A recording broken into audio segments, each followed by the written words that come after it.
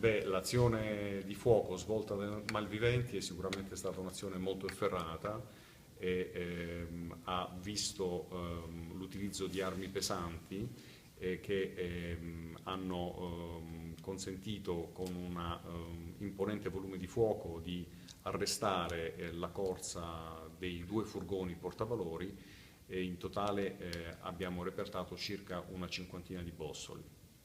Dove sono stati esplosi questi colpi? I colpi sono stati esplosi su varie parti delle carrozzerie dei furgoni, sia lateralmente che frontalmente. Quindi potrebbe esserci stata una tragedia. Poteva succedere l'irreparabile anche perché in quel momento erano presenti numerosi automobilisti. Voi vi state, diciamo, state verificando anche le analogie tra questo colpo e gli altri che sono avvenuti molto di recente in Italia, a Milano e a Firenze. Stiamo lavorando senza escludere alcuna ipotesi investigativa. No?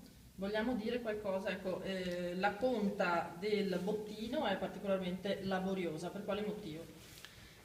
Si presenta particolarmente laboriosa proprio perché uno dei dispositivi di deterrenza presenti all'interno del furgone portavalori è stato attivato e presentando particolari caratteristiche tecniche necessita dell'intervento di personale specializzato per poter estrarre il denaro che è ivi contenuto.